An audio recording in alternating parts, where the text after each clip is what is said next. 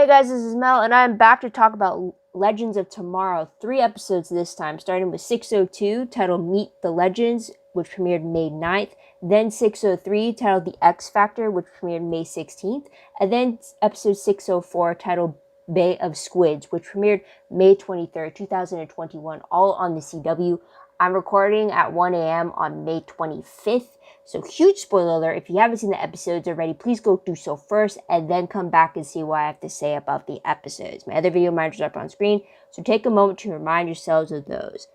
A lot actually happened in these 3 episodes. And so I'm hoping I do this in less than 30 minutes. Theoretically, 10 minutes per episode. So let's see how I do. But we're going to start off with, based off of the progression of, how interconnected both of them are, I'm going to go episode by episode instead of section by section. So let's go with 602. So with the timeline, I'm thinking that, this actually continues straight from where 601 ended, because the aliens are still falling into the timeline where the end of 601 had all of them kind of letting loose off of Kayla's ship, and now they're all spewing the timeline. And then at that end, Sarah and Gary looked like they were about to crash land on the pink planet, and the start of the episode is them actually crash landing on the pink planet. So I really think it does pick up where 601 left off. When it comes to actual dates in the timeline, we do have the Legends team going to October 10th, 1955 to San Bernardino.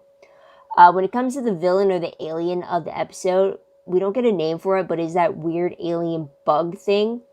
And it's kind of the reason for the crazy food frenzy that they deal with. So the 3 storylines I picked up for this episode was 1, sauce or no sauce, 2, my air totem, and 3, crash landing. With the first storyline, sauce or no sauce is really more connected to the alien that they're going after. And they find out that this alien sauce is making people very hungry for meat in preparation for this bigger alien, trying to stuff them up, fatten them up to eat them. But this whole burger craze ends up, like, when the alien's all well and done and taken care of, it actually leads to the creation of Big Belly Burger, the Big Belly Burger chain that the Arrowverse knows about, that we've known about for years now. So that's a little fun, little tie in there to the history within this show's franchise. Second storyline deals more with Behrad and Zari arguing over who should have the air totem. In the end, original Zari, who is in the air totem, just creates another air totem so that both of them have their own version of the totem. So instead of, like, literally sharing the one bracelet of the family heirloom, they both get it. But they're also both part of the sauce no sauce storyline as well. Now we get a completely separate storyline with Crash Landing, which deals with Sarah and Gary needing to find a way to repair the ship, but they come across Amelia Earhart, who is a supposed survivor on this ship, although she somehow keeps repeating her answers, even though different questions are asked. Then she attacks Sarah, and she reveals herself to be a creature herself, or another type of alien, possibly from maybe the exposure on the planet or eating stuff there for too long, who knows. But during that fight, Sarah gets injured, and it seems to be a puncture in her wrist, which leads to the last moment of the episode being Sarah going unconscious as lights are moving to surround her and Gary, because it looks like that puncture wound was type of an infection kind of a thing. Now, huge major tidbits in this episode. We got Ava and Spooner coming to an understanding that has Spooner becoming part of the team. Spooner reveals that when she woke up after her abduction, her mom wasn't there. She has lost all hope of finding answers about what happened to her mom. And then we also find out that Spooner is able to read the alien language on the containment pods. Her communication is more of the hearing and feeling what the alien does. Not use of right now, because she can't outright communicate with them through speech, but we'll get there. We also see Zari working on her own brand of tea for her business. We also see Behrad's past. We learned that he used to work at a burger joint, he took pride in being the one who flipped the burgers, because that was the first instance where he just got to be himself instead of just being known as the brother of the Dragon Girl, since Zari was famous for the whole dragon thing. And then, like I said, the start of the Big Belly Burger franchise. Most shocking moment of the episode, I think for me, would have to be the fact that Amelia Earhart was a creature. I wasn't expecting that at all. I kind of figured something was wrong when she kept repeating her answers, but I didn't figure like she'd be transformed into this alien creature. Though it would make sense if she's on a new planet and she's eating all the resources on it, not realizing what it would do to her system. I don't know. But so far in 603 or 604, it's never returned. Like, we don't return to what happened exactly to Amelia Earhart. So I don't know exactly what's happening there. But top favorite moment of the episode, I really liked Mick getting a lead on where the alien could be, or what the issue, like what the issues with the town is, by pretty much listening to the police scanner and then stealing their car. Mick has really been taking a step, like he's really trying to be proactive and trying to find Sarah in any way that he can. And he's just going back into his old ways, but they seem to be proving helpful, if anything. Another favorite I had was just Ava's cover story against Bert's wife, Rhonda. Just the whole accent and the persona. It was actually pretty interesting to see Ava just flip into that kind of a role, which we will see again an instance of. So we'll talk about that later. A peeve that I had, though, in the episode was the fact that the storyline with Amelia Earhart just seemed very unfinished, like I mentioned before. And it still feels unfinished because there's no mention of her in the third episode or the fourth episode. So I'm still left wondering, like what's going on, which is the random question I had, was that, is that all we're going to get about Amelia Earhart? Did her time on the planet turn her into a creature? Are we going to find out what happened to her while she was there? Like, what was going on? I felt like it... I know that she's probably only meant to be a one-off, but at the same time, what happened to her seemed like it was meant to be more than an episode, kind of an uncovering kind of a thing. But let's move on to 603. So the timeline for this one, I think, is shortly after the events of 602, just because of how Sarah's punctured injury is progressing, and then also the arrival of the next alien into the timeline. It just seems like it's continuing from where we left off. And with that said, we have the Legends team going into the future of Hollywood 2045, which is actually Zari and Bayrod's original point in time they're from. So they get to visit all the people they've grown up with before they met the Legends team. So there's that. With the alien being Lord Noxacrillion, who ends up...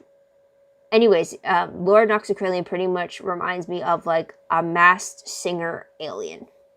And this is why, because the storylines for the episode is the first one being the Throne competition in 2045, which is pretty much a talent competition, kind of like America's Got Talent or like the Masked Singer. Well, in Lord Noxacrillion's case, it's like the Masked Singer. And then the second storyline is clones on the Pink Planet. So with the first storyline, with Lord Noxacrillion wanting to battle the King of Earth, and he thinks that DJ S'mores, who is hosting, or who is the reigning champ of the competition show, The Throne, he thinks he's the king, so he thinks he has to go kill him, which he did originally, but then the Legends team found out, so they go back a few days before that happens to kind of intercept Lord Noxacrillion. But by doing this, Zari has to go and face her ex, which is DJ S'mores. And so she poses as the show's wildcard contestant, Bayrod being her manager, Nathan being her stylist, and Constantine being her boyfriend, Johnny C. We also see her mom visiting. We do get Zari performing 2 songs on the show as well.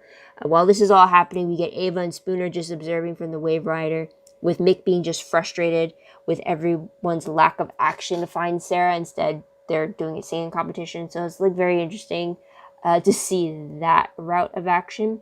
And then the second storyline, like I mentioned, clones on a Pink Planet.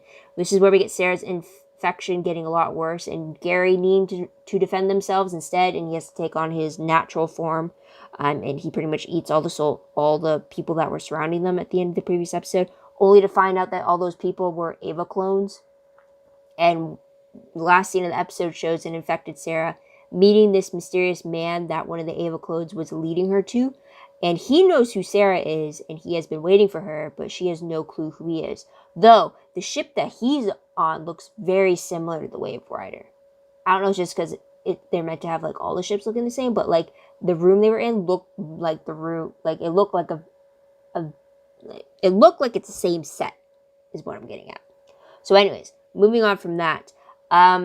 So for tidbits for this, Astra isn't actually in this episode, and I guess in a way I really don't remember her being in the previous episode either.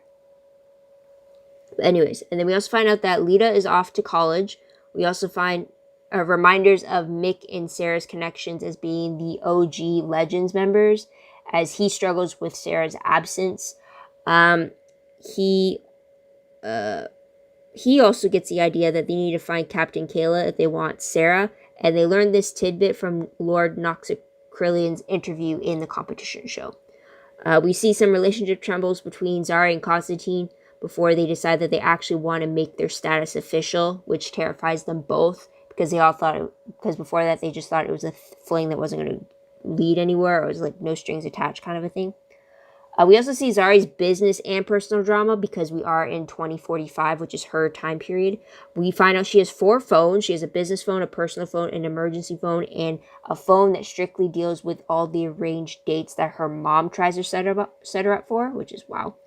And then we also have Bayrod and Spooner seemingly sharing the same space within the ship's laboratory from the looks of it. But moving on to the most shocking moment of the episode, I'd say the fact that Ava clones are on the pink planet. That really confuses me, so I'm really waiting for answers on that. But it's definitely not what I was expecting. I thought when Gary unmasked the people who were trying to surround them, I was expecting like another alien to deal with, not clones. Like, you know? Now moving on to top favorite moment. I really like... Mick is really killing it for me, because I really liked in this episode how he's speaking facts about the team's slowness to find Sarah. He keeps saying like they're on a ship that could travel into space, so why are they not using it to go find their captain?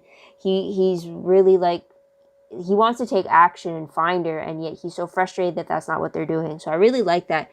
It's definitely showing a lot, because before Mick is always the person who gives off the persona that he doesn't care. I think Lita has definitely changed that for him, but then also just because, like they mentioned in this episode, him and Sarah are OG Legend members. They've been through a lot together, and the fact that she's not there, and she's always been someone who led them into the fold kind of a thing, and like he wants to find her, and I really love that he's still sticking with it, and so I do like that. Another favorite I had was just Zari.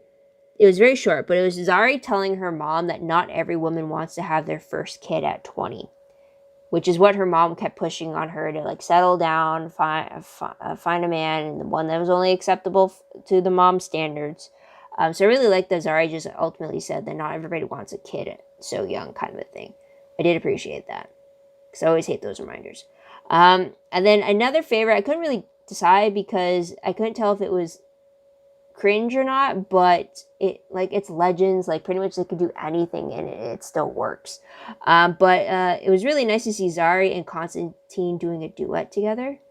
Like, again, cringe because it's like you wouldn't expect it, but then at the same time it's like it's Legends and it works for the context of what they're stuck in. So, but they're really good performing, so I'll give them that. But the top peeve moments I had though was the fact that, one, Ava clones are on an alien planet. I don't understand how or why, since the last time we saw them, they were from a specific time period that Rip had kind of banned from anyone visiting. And the second one was the fact that Mick stepped on Lord Noxacrillian, killing him just as he was giving them information about his alien species.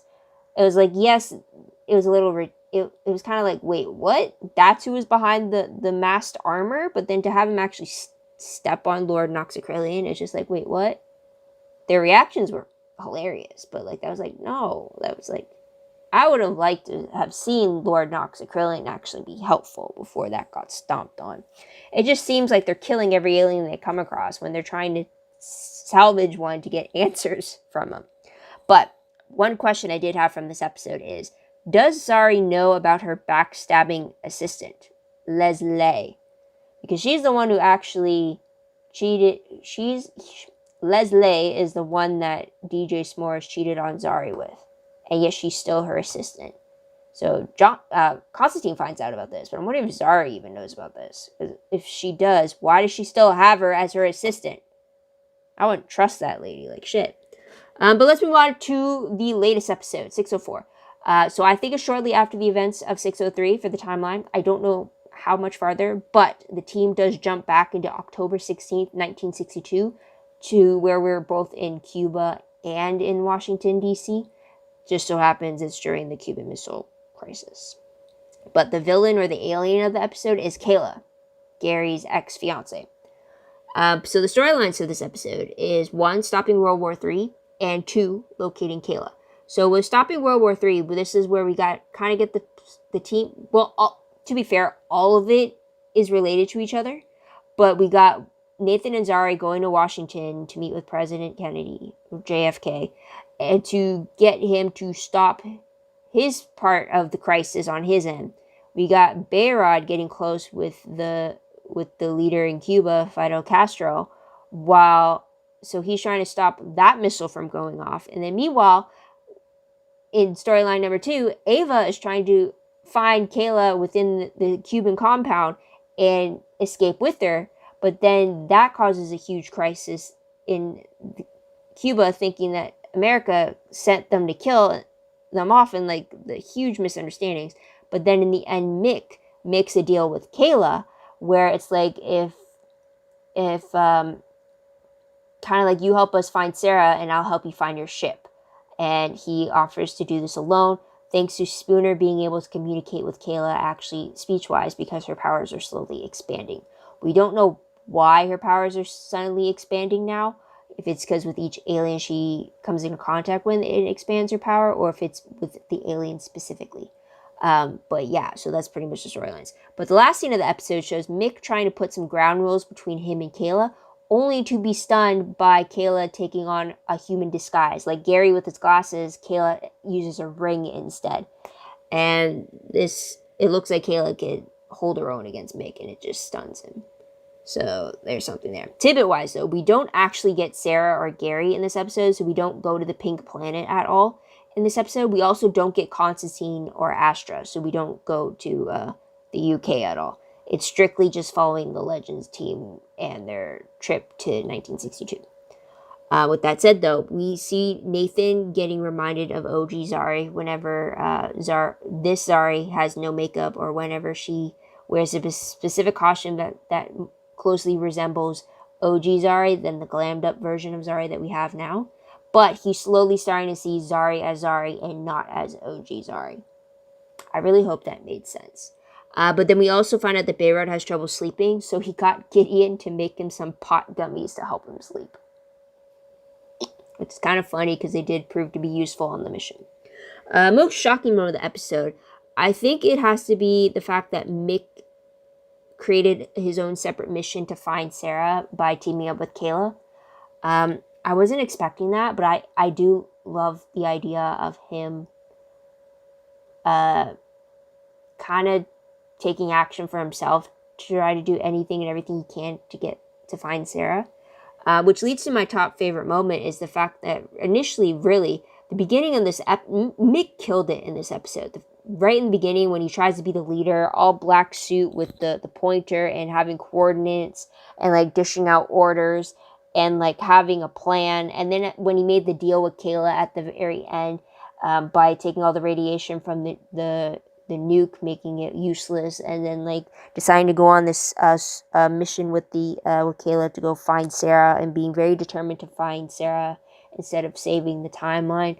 I really love that loyalty that Mick seems to have with her. So if anything, it looks like, I'm hoping, if anything, Sarah gets reunited with Mick first, just because yes, I want Sarah to reunite with Ava because they are together, they're in love, they're about to get engaged, but because of the fact that Mick is supposed to be leaving the show, and with all his efforts to try to find Sarah, and he's trying to remind everybody to not stop in their search, I do want him to be the first, and then he can bring Sarah home to Ava. So Mick was just killing it in this episode. I really liked it. Another favorite I had was just Bayrod, as ridiculous as it was. Bayrod singing and playing guitar, which he was really good at, but he was singing it to Fidel Castro to try, and he's singing about peace, and then eventually it got him to not want to do the missile, but then like Kayla interrupted and then changed his mind again. But it was just, again, it's one of those things where it fits with Legends, and he made it work, and they were both hopped up on their pot gummies, so like it made sense. And then another peeve was Ava's undercover of being the Russian scientist, and her keeping that cover up until the laughing gas kicked in. Like I said, when she had to play that cover against Bert's wife in 602, she really commits to it. The mannerisms, the accent, it was just like, it's fantastic for Ava to go through to see her do that. So it was just really fun to see. Moving on to peeved moments. It kind of peeved me when the Legends were all amazed by Mick's fancy words, and yet they completely forget the fact that Mick is actually a published author. Like, have you forgotten his days as Rebecca Silver? I mean, Mick knows words. No matter what kind of genre he writes for, he knows words. So it shouldn't surprise anybody on the ship that he's using some of them, or he's dusting off those cobwebs there. So it kind of pissed me off a little bit that they were just like being amazed as if like he hadn't written all these books and has a fandom and stuff. So there's that. Another peeve I did have was just that weird football game at the White House for a briefcase. Like, I get they wanted to dramatize the whole idea of it, but it's, for me, it's like, what the hell? It's like, it made no sense to me personally, but I get why they would put it. It's just kind of, that really took me out. Like, really? Okay, but random questions very quickly. First one, will we continue to see Mick on his journey to find Sarah with Kayla, or will he be missing for a few episodes, and then when he's just close enough to find Sarah, then we touch back in with him? Is that how it's going to go? I was wondering this because like it was revealed that Dominic Purcell, aka Mick, is leaving the show after season 6. So when he said he's going on this mission, I wasn't sure, is this meant to be Mick's exit from the show, or is he just now going to be more recurring for the rest of the season to kind of act as if like he's off trying to find Sarah, and then we'll see him again when Sarah's back with them? Or what do you think? Like, do you think we'll cut back and forth with him, or will he be gone for a bit? Also, with that though, do you think something more is going to happen between Mick and Kayla while they're trying to find her ship and Sarah? Because he did have that thing with Garima in earlier seasons, which was that alien, or was that one of his story creations? Like, he had no problem with that, and I feel like with the way he was looking at Kayla at the very end in the final scene, I feel like I don't see why nothing would stop him from pursuing anything else, you know? So there's that. But let's move on to predictions very quickly. Based off the promo for 605, first off, it returns June 6th. So we do get 1 week of a hiatus, and then we come back. And it shows Astra trying to live like a normal human being, and she's struggling with it. And then at the very end, at one point, it showed Nathan and Zari kind of surprising Constantine at his house. But based off the synopsis, though, it reads, be careful what you wish for. With Astra now a mortal, she finds it hard to adapt to the real world with no guidance from Constantine. Frustrated and lonely, Astra makes a new friend who promises to help her, but her eagerness for the easy way out could have some real repercussions for those closest to her. Meanwhile, Sarah meets the person responsible for her kidnapping and tries to convince others to help her escape. Mick, Nathan, Zari, Ava, Gary, Spooner, and Bayrod are also set to appear, and this episode is also directed by Katie Lotz, aka Sarah. So that would kind of explain why Sarah was absent in this episode, because that would have given Katie the chance to prep for her directing for 605. So that makes sense.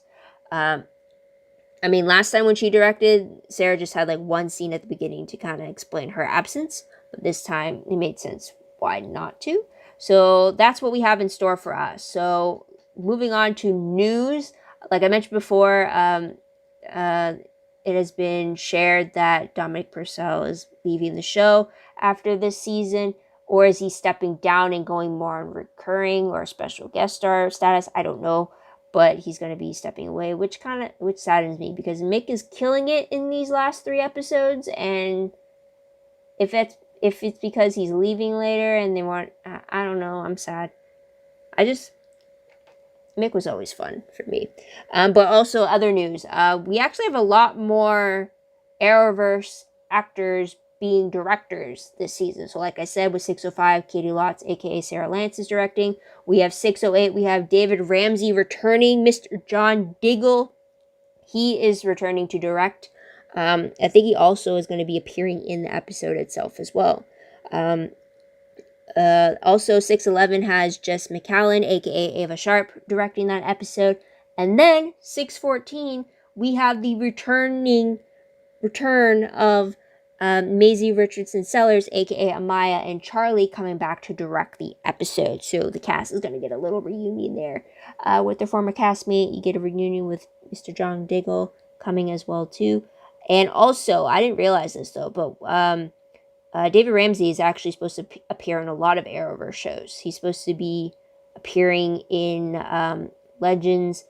He's supposed to be directing on Superman and Lois. He's supposed to be in Spear on Supergirl and Batwoman. And out of the 2 of them, he's also directing another one. I don't know which one it is, though. But he's supposed to appear on 4 of the shows. So I'm super excited to see that and just to get an idea of, like, okay, what has happened with John Diggle since the Arrows series finale, right? So I'm excited to see that. But otherwise, guys, that is pretty much it. What did you guys think of these 3 episodes? What did you guys like about it? What do you think will happen next? Let me know in the comments down below. Love to hear your own thoughts, theories, and opinions about all that good stuff. Also, don't forget to like this video, subscribe to my channel, and check my other videos if you haven't done so already. If you want, check out my Tumblr page. Link for that is down below. A reblog, promos, web clips, quotes, gifs, synopsis, news, all that good stuff, all found in one place. Go check that out. A little behind, but yeah, just follow me there, and when I do reblog and get back into it, it'll all be there for you. It's a lot. I'm saving it all, and then I reblog all at once. WordPress, link for that down below. Anything I post online is connected to WordPress. A little more organized, a little more detail, still work in progress. I think I said that already. I don't know. It's really late right now. I'm kind of confused. But anyways, yeah. I'll leave that there, guys. So, I hope you guys check back in, I guess, in 2 weeks, because that's when the next episode comes. But I might still be clumping the episodes again. So just ring that notification bell so that way you'll be notified when I update any of the videos, since I don't know how I'm going to schedule those out. But yeah, I hope you guys check back in to see what I have to say about those next episodes. But until then, guys, this is Mel. Wish you all a great day, great week wherever you are. Please stay safe where you are. Wear a mask when I ask you to do so. We're almost out of it for sure, though. And I beat my 30-minute limit.